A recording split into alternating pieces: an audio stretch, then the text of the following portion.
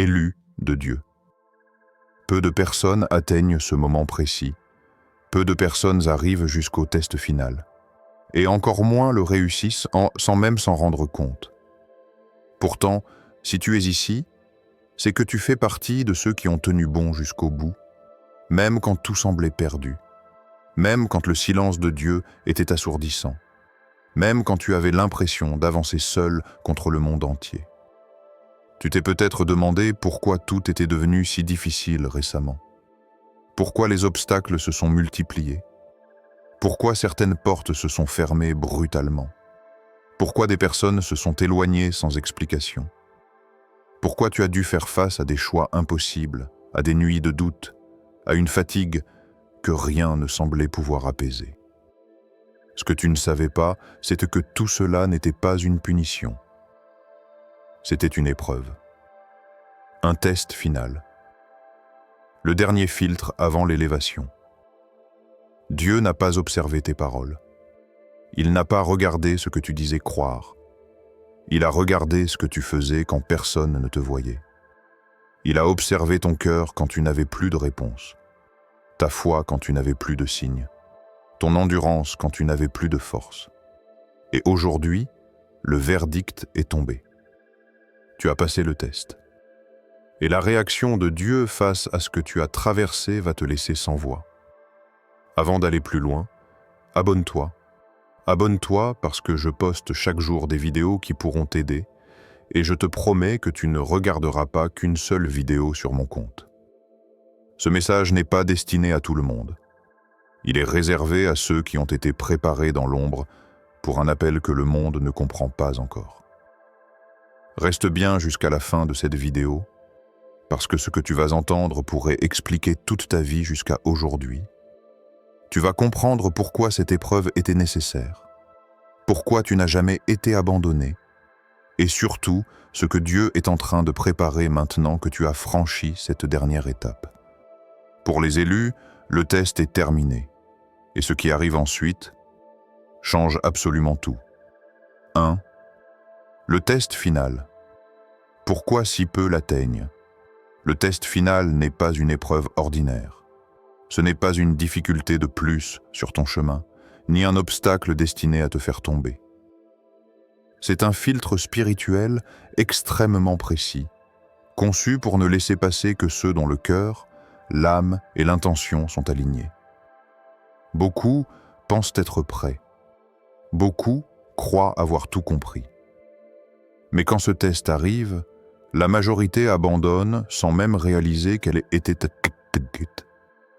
à quelques pas de la validation divine. La raison pour laquelle si peu de personnes atteignent ce niveau, c'est que le test final n'attaque pas ce que tu montres au monde. Il attaque ce que tu es quand il ne reste plus rien. Il ne vient pas tester ton talent, ton intelligence ou ta motivation. Il vient tester ton attachement, ton ego, ton besoin de reconnaissance, ton besoin de contrôle. Dieu retire progressivement tout ce sur quoi tu t'appuyais. Les certitudes, les soutiens, parfois même les bénédictions temporaires. Et c'est là que beaucoup échouent, parce qu'ils interprètent ce retrait comme un rejet. À ce stade, tout devient silencieux. Il n'y a plus de signes clairs, plus de confirmation visible, plus d'encouragement extérieur. Tu avances sans applaudissements, sans validation, parfois même sans compréhension. Beaucoup se demandent alors « à quoi bon continuer ?» Et c'est précisément cette question qui sépare ceux qui passent le test de ceux qui s'arrêtent juste avant la ligne d'arrivée. Les élus continuent, non pas parce qu'ils sont sûrs du résultat, mais parce qu'ils ont appris à avancer même sans garantie. Le test final exige une foi qui ne dépend plus des circonstances. Une obéissance sans promesse immédiate. Une loyauté envers Dieu même quand rien ne semble bouger. C'est pourquoi si peu l'atteignent. Parce que l'humain cherche des preuves avant d'avancer, alors que ce test demande d'avancer avant de recevoir la preuve. Ceux qui échouent ne sont pas faibles. Ils sont simplement attachés à ce que Dieu voulait purifier. Si tu as traversé cette phase où tu n'avais plus rien à quoi te raccrocher, où continuer semblait irrationnel, où tout en toi criait d'abandonner mais que tu as quand même avancé, alors tu comprends déjà pourquoi ce test n'est pas donné à tout le monde. Et surtout, pourquoi ceux qui le traversent ne ressortent jamais comme avant. 2.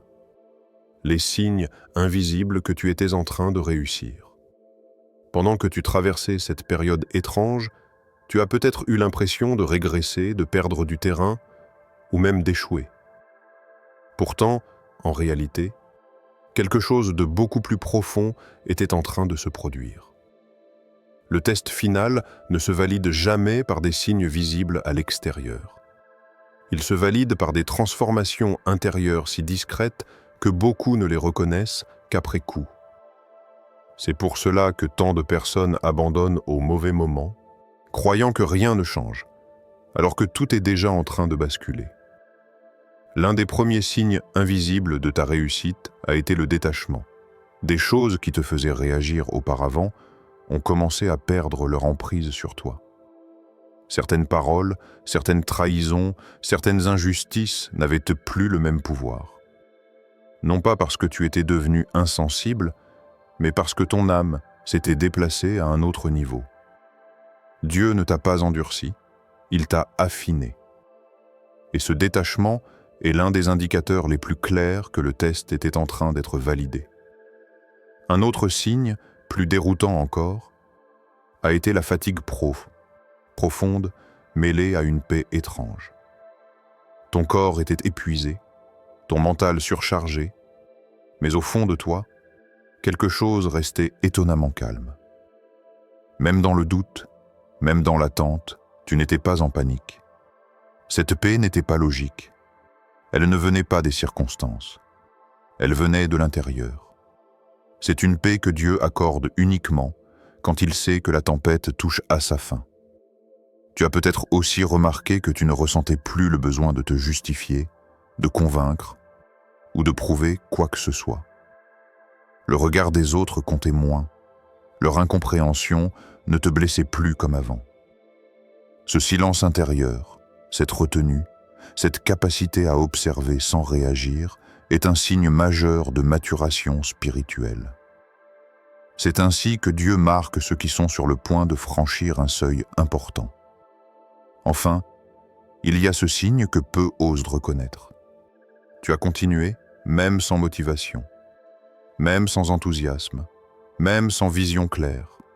Tu n'avançais plus porté par l'émotion, mais par une fidélité silencieuse. Et dans le langage spirituel, cette constance sans récompense immédiate est l'une des preuves les plus fortes que le test était en train d'être réussi. Ce que tu prenais pour une traversée à vide était en réalité la confirmation que tu étais prêt pour la suite. 3. Le moment où Dieu s'est volontairement tu. Il arrive un moment précis dans le parcours des élus où Dieu choisit volontairement de se taire. Ce silence n'est ni une absence, ni un abandon, ni une punition. C'est une stratégie spirituelle. Jusqu'ici, tu étais guidé par des signes, des confirmations, des ressentis clairs. Mais pour le test final, Dieu retire sa voix apparente afin de révéler ce qui te guide réellement. Est-ce la fou? Ou le besoin d'être rassuré? Est-ce l'obéissance ou l'attente d'un signe supplémentaire? Ce silence est souvent le plus déstabilisant. Tu pries, mais les réponses semblent tarder. Tu avances, mais sans indication claire. Et intérieurement, une question revient sans cesse. Est-ce que je suis encore sur le bon chemin? Beaucoup interprètent ce moment comme une erreur de direction et font demi-tour. Mais ceux qui comprennent restent. Ils continuent à marcher même quand la route devient floue. Et c'est précisément dans ce silence que Dieu observe le plus attentivement. Quand Dieu se tait, il te regarde agir sans directive. Il observe tes choix quand personne ne te confirme qu'ils sont justes. Il regarde si tu continues à aimer sans reconnaissance, à être intègre sans récompense, à rester fidèle sans certitude. Le silence est un miroir. Il révèle ce qui habite réellement ton cœur, loin des discours et des intentions affichées. Et ce que Dieu cherche à ce moment-là, ce n'est pas la perfection, c'est la cohérence. Ce silence a aussi une autre fonction, te détacher de la dépendance spirituelle. Dieu ne veut pas que tu avances uniquement parce que tu ressens sa présence. Il veut que tu avances parce que tu as intégré sa vérité. Lorsque la voix extérieure disparaît, la voix intérieure doit prendre le relais. Et si tu as continué malgré ce vide apparent, c'est que la fondation était solide. Beaucoup n'ont pas supporté ce silence. Ils ont confondu calme et abandon. Ils ont cherché des raccourcis, des confirmations ailleurs, ou ont décidé que le chemin n'en valait plus la peine. Mais toi, tu es resté. Même sans réponse claire, même sans certitude. Et ce choix silencieux, fait dans l'ombre, est l'un des moments les plus déterminants du test final. Car quand Dieu se tait et que tu continues quand même, tu prouves que ta foi ne dépend plus du bruit, mais de la vérité. 4. Pourquoi tout semblait s'effondrer juste avant la victoire? Juste avant la victoire, il y a presque toujours un effondrement. Et pour beaucoup, c'est le moment le plus incompréhensible de tout le parcours. Tu avais déjà traversé tant d'épreuves, surmonté tant d'obstacles, appris tant de leçons. Alors pourquoi tout semblait-il se désagréger maintenant?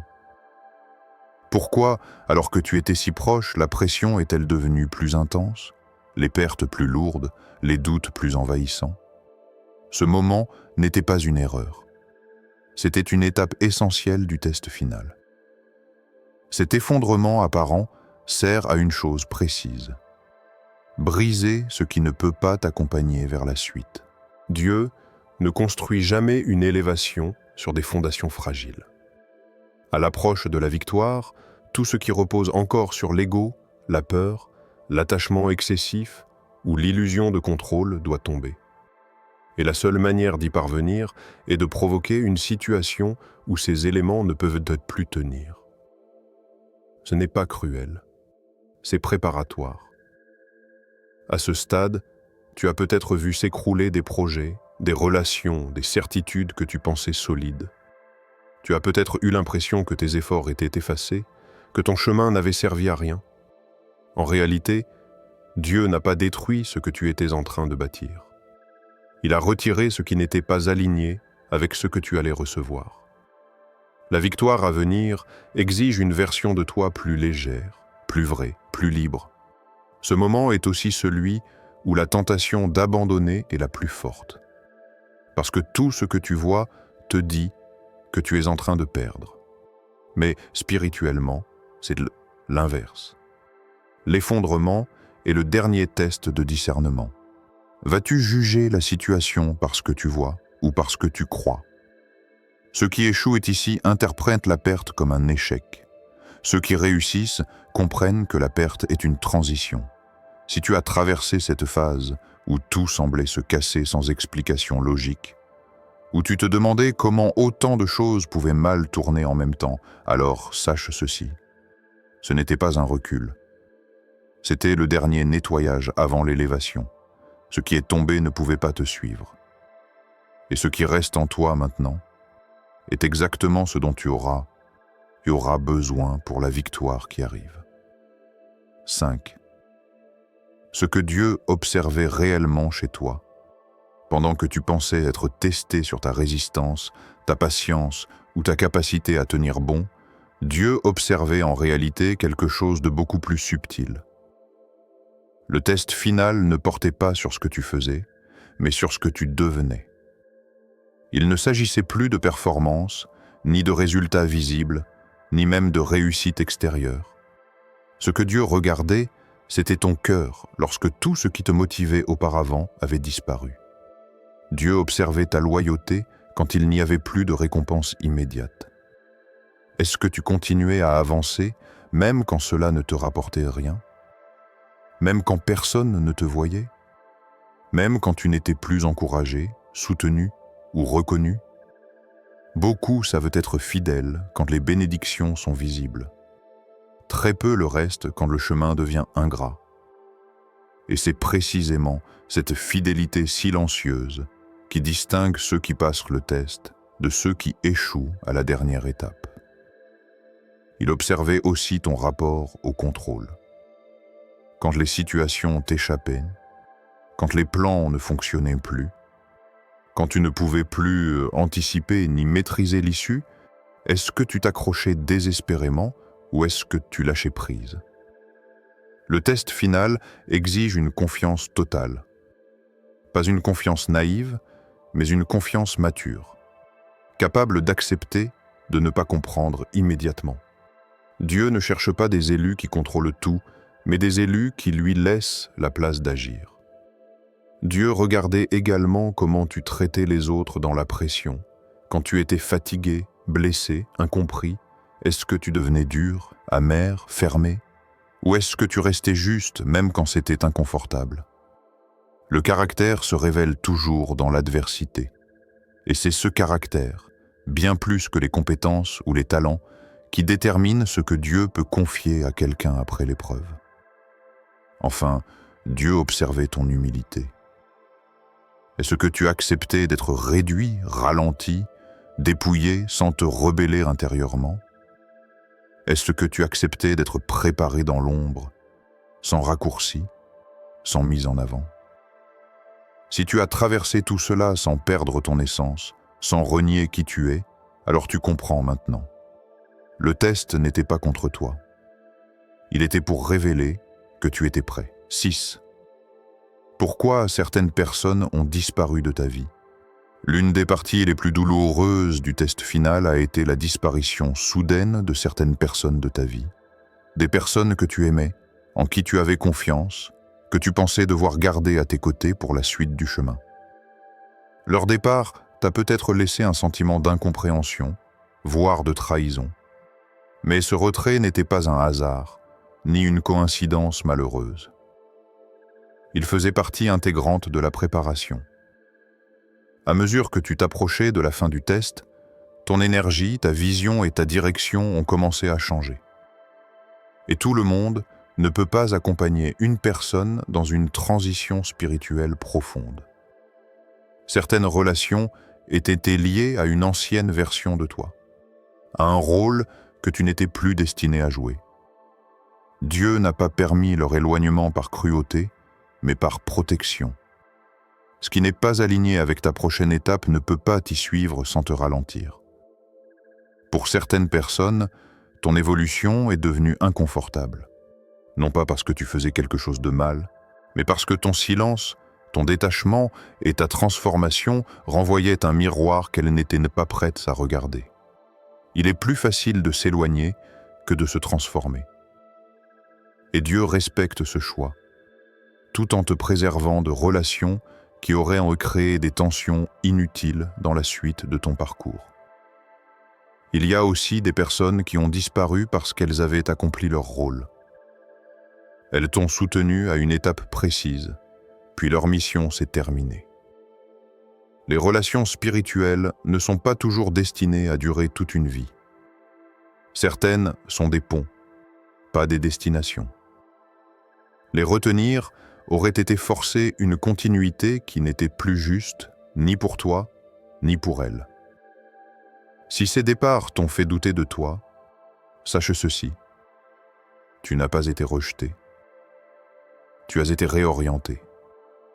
Dieu a fait de la place autour de toi pour ce qui arrive maintenant. Les absences que tu ressens aujourd'hui ne sont pas des vides, mais des espaces prêts à être remplis par des connexions alignées avec la personne que tu es devenue. Et dans cette nouvelle saison, tu comprendras pourquoi certains devaient en partir pour que tu puisses vraiment avancer. 7. L'épreuve du silence, de la solitude et du doute. Au cœur du test final, il y a une étape que peu de personnes reconnaissent pour ce qu'elle est vraiment. L'épreuve du silence, de la solitude et du doute. C'est le moment où tout ce qui te rassurait disparaît. Les conseils, les encouragements, les signes extérieurs, les confirmations, tout devient rare ou se retire complètement. Tu avances seul, face à toi-même, avec seulement ta foi pour guide. Et c'est exactement à ce moment-là que la véritable force se révèle. La solitude dans ce contexte n'est pas une punition. Elle est un laboratoire intérieur où ton âme se mesure à sa propre vérité. Quand personne ne peut te guider ni te soutenir, tu es obligé de te connecter à ce qui est réel en toi. Les illusions tombent, les attachements superficiels se dissolvent. Ce qui reste est ton essence, pure et prête à être validée. Ce n'est pas facile, car l'esprit humain craint le vide et le doute. Mais Dieu sait que c'est dans ce vide que la lumière peut entrer pleinement. Le doute est une partie incontournable de ce processus. Tu te demandes si tu es sur le bon chemin, si tes efforts servent à quelque chose, si tu es vraiment choisi, et parfois, ce doute devient presque paralysant. Mais ce que Dieu observe à ce moment précis, ce n'est pas ton absence de peur ou de questionnement.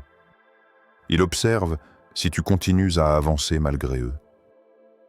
Ta persévérance dans le doute est le signe le plus clair que ta foi ne repose pas sur des circonstances, mais sur la certitude intérieure de ton appel.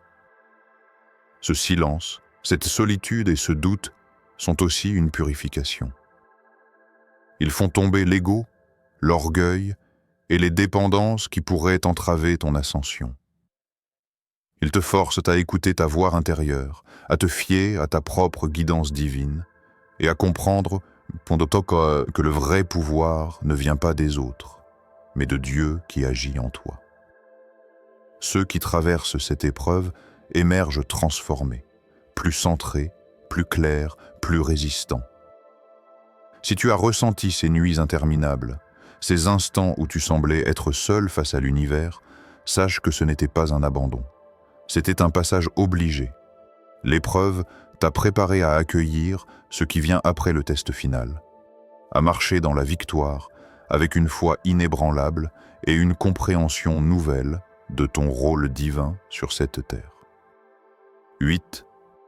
Le changement énergétique après la réussite du test. Lorsque le test final est derrière toi, quelque chose change, mais pas toujours de manière visible immédiatement. Ce n'est pas un changement matériel, ni une amélioration instantanée de tes conditions. C'est un changement énergétique, profond, subtil, qui transforme ton être de l'intérieur. Ceux qui n'ont jamais traversé ce passage peuvent difficilement le percevoir, mais pour toi, chaque moment est différent.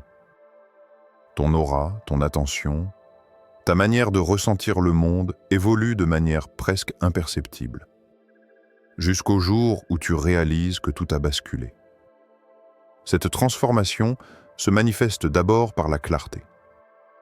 Tu comprends mieux ce qui est aligné avec toi et ce qui ne l'est pas. Les situations qui auparavant semblaient floues, incertaines ou incompréhensibles deviennent nettes, comme si un voile avait été levé. Les choix que tu devais faire se présentent avec évidence. Ce discernement n'est pas intellectuel seulement, il est spirituel, intuitif. Et il provient directement de l'énergie que tu as cultivée en restant fidèle pendant le test final. Un autre aspect de ce changement énergétique est la paix intérieure. Même dans le chaos extérieur, tu ressens moins d'agitation. Les conflits qui autrefois t'auraient affecté profondément ne te perturbent plus de la même manière. Cette paix n'est pas l'absence de défis, c'est la capacité de rester centré et aligné malgré eux. Elle est le signe que Dieu a validé ton endurance et ta loyauté. Ton énergie n'est plus fragmentée, elle est concentrée, cohérente et prête à attirer ce qui est destiné à toi. Enfin, tu commences à ressentir une élévation dans tes relations et tes interactions. Les personnes et situations qui ne résonnent plus avec ton nouvel état disparaissent naturellement, tandis que celles qui sont alignées viennent à toi plus facilement. Tu attires non pas par effort ou manipulation, et mais par la résonance pure de ton énergie transformée. Ceux qui te rencontrent ressentent ce changement, même inconsciemment. Tu émets désormais une force tranquille, magnétique et inspirante. Ce changement énergétique est la preuve que le test final n'était pas seulement un passage, mais une métamorphose. Tu n'es plus la même personne qu'avant. Tu marches désormais avec une conscience accrue, une clarté intérieure et une force silencieuse que peu peuvent comprendre. Et c'est cette énergie renouvelée qui te prépare à recevoir ce que Dieu a prévu après la fin de ce test ultime. 9. Ce que Dieu prépare maintenant pour toi. Maintenant que tu as franchi le test final, que tu as résisté aux doutes, à la solitude et aux épreuves invisibles, quelque chose de nouveau commence. Dieu ne laisse jamais un élu revenir au statu quo après une telle transformation. Ce qui arrive maintenant est proportionnel à la force, à la fidélité et à l'intégrité que tu as démontrée dans l'ombre. Tout ce que tu as traversé avait un objectif. Te préparer à recevoir ce qui est exceptionnel, unique et aligné avec ton rôle divin. Dieu prépare pour toi des opportunités que tu n'aurais jamais imaginées, des connexions avec des personnes qui résonnent avec ton énergie, des révélations qui vont éclairer toute ta vie. Mais ces bénédictions ne sont pas simplement matérielles ou visibles. Elles commencent d'abord dans l'âme, dans la manière dont tu vois, ressens et interagis avec le monde. Tu es désormais capable de percevoir des choses que tu ne voyais pas avant. Tu attires ce qui était si destiné à toi, naturellement, sans effort forcé. Il y a aussi une protection que tu ne remarques peut-être pas encore. Celle-ci n'est pas toujours spectaculaire ou bruyante. Elle est subtile, mais efficace. Les situations qui auraient pu te détourner ou te blesser sont désormais filtrées. Les mauvaises influences ne peuvent plus atteindre ton énergie comme avant. Dieu ouvre la voie et ferme simultanément ce qui n'est pas pour toi. Chaque pas que tu feras sera guidé, même si tu ne vois pas immédiatement le plan complet. Enfin, ce que Dieu prépare va au-delà de toi-même. Ta réussite, ta transformation et la manière dont tu marches désormais dans le monde ont un impact invisible mais puissant sur ton entourage et sur ceux qui te sont connectés. Tu deviens un catalyseur de changement, un exemple silencieux de foi, de persévérance et de vérité. Et tout ce que tu touches, consciemment ou inconsciemment, est désormais influencé par l'énergie que tu as cultivée pendant ton épreuve. Sache que ce qui t'attend n'est pas simplement une récompense. C'est une extension de ta mission, un prolongement de ton rôle sur cette terre. Dieu ne t'a pas élevé pour revenir en arrière, ni pour rester dans l'ombre. Tu es maintenant prêt à marcher dans la suite de ton destin, avec une clarté, une force et une guidance que très peu connaissent. Et tout ce qui est à venir, bien que peut-être invisible pour l'instant, sera à la hauteur de ton engagement et de ta transformation. Et maintenant, après tout ce que tu as traversé, vient le moment que tu attendais inconsciemment depuis toujours, la réaction de Dieu. Ce n'est pas un événement spectaculaire que tu vois avec les yeux humains. Ce n'est pas un orage, un éclair ou une manifestation visible. La réaction de Dieu se perçoit dans le silence, dans la paix qui remplit ton âme, dans cette certitude que tout ce que tu as vécu avait un sens. Quand Dieu valide ton passage, cela transforme ton être de l'intérieur sans que personne d'autre ne puisse réellement le percevoir. C'est un calme puissant, une énergie tranquille mais indestructible qui s'installe en toi. Tu ressens soudain que tu n'es plus le même, que tu n'as plus peur, que tout ce que tu as traversé avait une raison, un plan, un dessein parfait. Dieu ne regarde pas seulement ce que tu as fait, mais qui tu es devenu. Il observe ta fidélité silencieuse, ta loyauté invisible, ton courage discret. Il voit les nuits où tu as pleuré seul, Les moments où tu as douté mais avancé quand même, les fois où tu as choisi l'amour, la patience et l'intégrité quand tout semblait s'effondrer autour de toi. Et dans cette observation, Dieu n'est pas simplement satisfait, il est émerveillé, car très peu atteignent ce niveau de transformation, très peu passent le test final avec un cœur intact, pur, aligné. Et toi, tu l'as fait. Tu as résisté là où d'autres ont abandonné. Tu as cru quand la foi semblait impossible. Tu as avancé dans l'obscurité alors que beaucoup se seraient perdus. Cette réaction divine se traduit maintenant dans ta vie de manière subtile mais inébranlable. Les situations qui te ralentissaient disparaissent.